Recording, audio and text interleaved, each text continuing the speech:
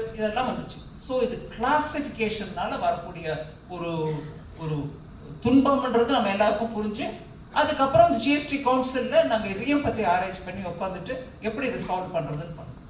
இப்போ உணவுப் பொருட்கள் எல்லாம் 5க்கு வந்துருச்சு, இல்லை 0க்கு போயிடுச்சு. கிளாசிஃபிகேஷன் ப்ராப்ளம் இல்லை. சில உணவுப் பொருட்கள் 5, சிலது 12ன்னு போனாதான் இந்த விவகாரம்.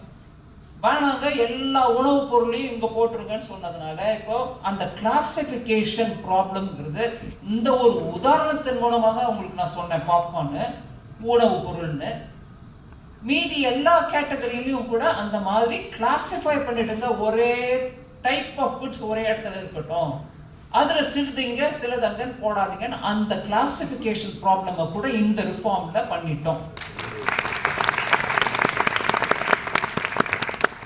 ஸோ இப்படியாக ஒவ்வொரு ஐட்டமையும் எடுத்து பார்த்துட்டு லாஸ்ட் 8 மாசமா, லிட்ரலி 8 மாசமா ஒவ்வொரு ஐட்டமையும் பார்த்தோம். அதோட காரண காரியங்களை புரிஞ்சுக்கிட்டு அது எந்த கேட்டகரியில போடணும்.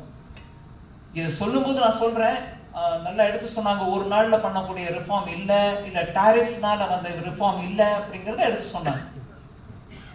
8 மாசம் முன்னாடி, அதாவது ஆல்மோஸ்ட் 8 மாசம் முன்னாடி ஜிஎஸ்டி கவுன்சில் ராஜஸ்தான்ல நடக்கிறதுக்கு முன்னாடியே பிரதமர் ஐயா என்ன கூப்பிட்டு ஒரு தடவை சொன்னாங்க, ஏமா இந்த ஜிஎஸ்டி மேல ஏதாவது பண்ண முடியுமா பாருங்க, எப்படி நம்ம மேல ஏதாவது தாக்குறாங்க. இப்படி தாக்கும் போது நம்ம தான் அந்த தீர்மானத்தை எடுத்த மாதிரியும் மாநிலங்களுக்கு ஒரு ரோல் இல்லாத மாதிரி தான் போயிட்டு இருக்கு.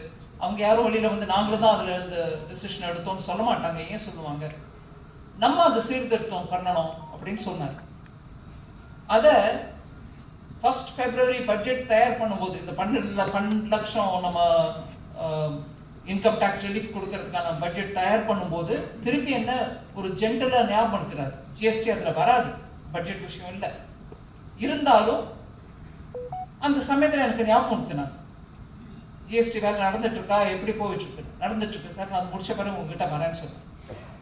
கிட்டத்தட்ட மே மாசம் நடு 18-20ஆம் தேதி வாக்கில் தான் அந்த பேக்கேஜ் ரெடி ஆச்சு. அவங்க கிட்ட டைம் வாங்கிட்டு முழுமையாக விளக்கி எடுத்து சொன்னேன், மக்களுக்கு நல்லபடியா ரேட் குறையிற மாதிரி தான் எடுத்துட்டு வந்திருக்கேன், சரி எடுத்துட்டு ஜிஎஸ்டி கவுன்சிலுக்கு போங்கன்னு சொல்லி அப்போ சொன்னாரு.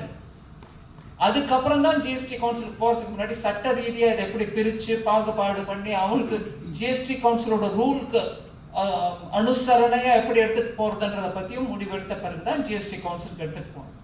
அதுக்கு முன்னாடி எல்லா ஃபைனான்ஸ் மினிஸ்டர்ஸ் இருக்கக்கூடிய பலவிதமான குரூப்ஸ் இருக்கு, குரூப் ஆஃப் மினிஸ்டர்ஸ். ஒவ்வொரு குரூப் ஆஃப்